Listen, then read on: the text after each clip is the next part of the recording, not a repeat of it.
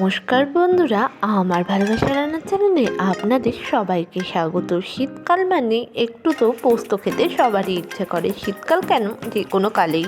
আর এই পোস্ত খাওয়ার জন্য নানা রকম বিধিনিষেধ থাকে। অনেকে ডায়াবেটিসের জন্য আলু পোস্তটা ঠিকভাবে খেতে পারে না, কিংবা অনেকে ডায়েট করে বলে পোস্ত ঠিক মতো খেতে পারে না। তাই আমি তাদের জন্য নিয়ে এসেছি আজকের এই রেসিপিটা, সেটা হলো বড়ি পোস্ত।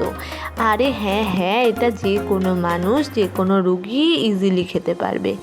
আপনাদের মতো করে আপনারা বানিয়ে নেবেন। এখানে আমি নিয়ে নিচ্ছি বেশ কিছুটা বড়িটা আপনি বাড়ির বানানো বড়ি ইউজ করতে পারেন, কিন্তু আমার কাছে যেহেতু ছিল না, তাই আমি দোকান থেকে কিনে বড়িটাকে শুকনো খোলায় ভেজে উঠিয়ে রাখলাম।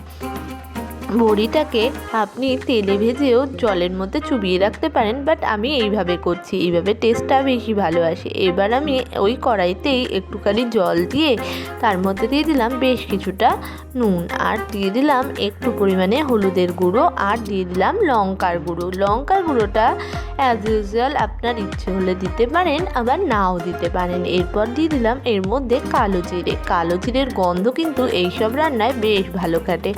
এর মধ্যে দিয়ে দিলাম অল্প একটু পরিমাণে মিষ্টি, দিয়ে জলটাকে ভালো করে ফুটতে দিলাম। জলটা আমার ফুটে গেছে। এবার শুকনো খোলায় ভেজে রাখা বড়িগুলো এর মধ্যে দিয়ে একটু নাড়িয়ে চাড়িয়ে নিলাম, যাতে এর মধ্যে ফ্লেভারগুলো ঢুকে যায়। এখানে আমার বড়িটা কিন্তু ফুটে গেছে, ফুটে বড় বড়ও হয়ে গেছে। দেখে নিন, এই রকম বড় বড় হয়ে যাওয়ার পর ওই যে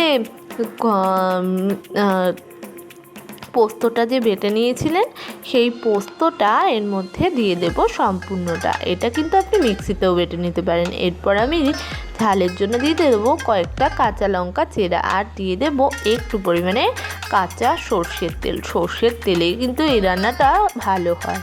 তো এটা দিয়ে একটু নাড়িয়ে চাড়িয়ে কিছুক্ষণের জন্য ফুটতে দেব। তো এটা আমার ফুটে গেছে আর ঘনও হয়ে গেছে। এবার আমি এটাকে নামিয়ে নেব। তো তৈরি হয়ে গেছে আমাদের আজকের রেসিপি বড়ি পোস্ত বা বড়ির ঝাল, যেটা আপনি মনে করেন। এরপর এটাকে আমরা টেস্ট করে দেখছি। এটা জাস্ট অসাধারণ হয়েছে।